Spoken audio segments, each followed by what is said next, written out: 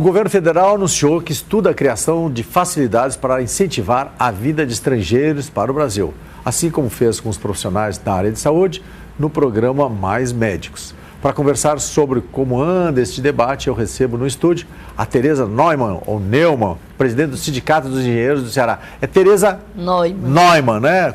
Realmente como deve ser Neumann, né? Como é que o sindicato, como um sindicato inserido no contexto dos sindicatos brasileiros, vê essa problemática da vinda de profissionais do exterior para cá? Olha, Paulo, na realidade, assim, nós entendemos que é salutar que haja essa troca de experiência, que entrem alguns profissionais de outros países aqui no Brasil, que inclusive em algumas modalidades que nós não temos esses profissionais na quantidade que o mercado exige, porque nós tivemos muitos anos, não é, que o Brasil não investiu em nada na área tecnológica, principalmente no ensino, pesquisa, e não se preocupou em formar engenheiros em todas as modalidades. Então, como atualmente existem algumas modalidades, alguns segmentos que estão sendo desenvolvidos de uns anos para cá, e o fato de não se formar profissionais assim de engenharia tão rápido, faz com que exista essa carência. Nós podemos até citar alguma área, como a naval, a petróleo e gás, nessa parte, essa questão de energias, né, renováveis, que estamos aí já ainda há pouco tempo, apesar de já termos cursos, já estarmos aí com turmas, eu acho que até já sendo formadas, mas não entendemos que deva-se abrir as portas do Brasil de uma forma indiscriminada, né? E principalmente como está sendo noticiado na mídia, que se trata de profissionais de engenharia e arquitetura para municípios brasileiros, para as prefeituras dos municípios. Nós não entendemos isso. Você acha que aí já foi longe demais? Não, nós não entendemos, nem acreditamos que isso vai acontecer, até porque nós, do sindicato, confederação e tudo, nós aprovamos uma proposta na 3ª Conferência Nacional das Cidades. Essa proposta está no relatório final do Ministério das Cidades, que consta lá uma proposta do Programa Nacional de Assistência Técnica e Desenvolvimento Urbano, e que tem como objetivo a inserção de equipes multidisciplinares de profissionais nos municípios. Isso como funcionários, numa visão de que as prefeituras precisam ter esses tipos de profissionais no seu corpo funcional, não só para acompanhar todas as verbas federais, não é, que são disponibilizadas para os municípios, para uma série de áreas, como saneamento, habitação, transporte, energia. De uma forma geral, você tem recursos federais para os municípios, e não existe a obrigatoriedade desses municípios terem equipes municipais, né, de profissionais de engenharia e arquitetura. Adequadas aos projetos. Não existe, exatamente. Então, ou para acompanhar os projetos, ou para fiscalizar, enfim. Para evitar os desperdícios, para fazer os projetos, que tem muitos recursos aí em nível federal e não são captados pelos municípios, porque não existem projetos. Falta de nós cultura. Não entendemos que isso tenha que ser feito com profissionais estrangeiros. Entendeu? Porque eu acho que nós precisamos ter profissionais brasileiros que sejam capacitados nessa visão do desenvolvimento urbano, e essa equipe multidisciplinar, não obrigatoriamente, quer dizer, prioritariamente, ela tem que ter engenheiros profissionais da área tecnológica, que entram engenheiros, arquitetos. Se o município tem uma vocação para agronomia, agronegócio, aí teria que ter um agrônomo, aí tem que ter um engenheiro eletricista, principalmente agora com essa questão dos municípios estarem recebendo os parques de iluminação pública das concessionárias. Como é que os municípios desses vão receber esses parques, não conhecem a qualidade do que está sendo entregue, não sabe a quantidade de produtos, qual tipo, as especificação, não tem essa visão e nem do que estão recebendo. O próprio engenheiro de saneamento também, que agora vem a lei está obrigando a partir de 2014, né? Enfim, uma série de... Bom, mas... Os planos, né? Os planos nacionais de saneamento, plano nacional de transporte, plano nacional...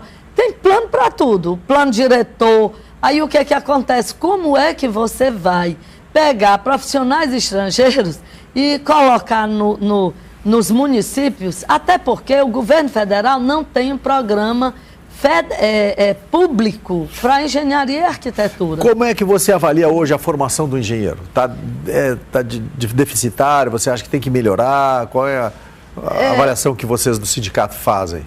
Não, nós entendemos que existem deficiências.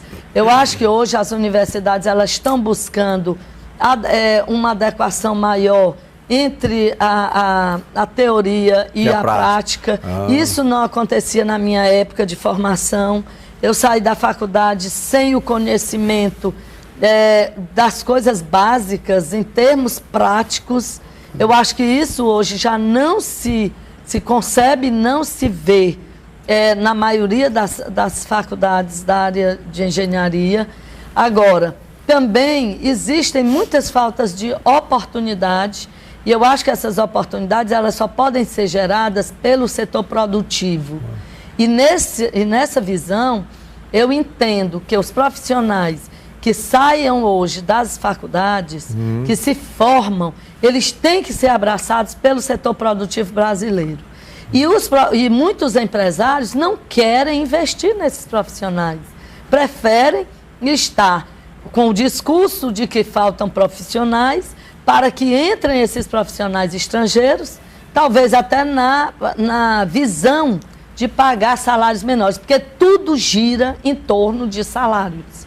Tudo gira em torno de, vamos dizer assim, do custo daquele profissional para a empresa. Mas nunca fazem uma avaliação do benefício que esse profissional, sendo capacitado numa equipe, junto com outros profissionais de experiências comprovadas, assim, na forma como eles requerem, eu acho que, num caso como esse, eles estariam contribuindo com o país, fazendo com que esses profissionais não fossem para outros nichos, outras atividades profissionais que não seja da área tecnológica. Porque imagine você, tem aqui uma turma de engenheiros que vão se formar.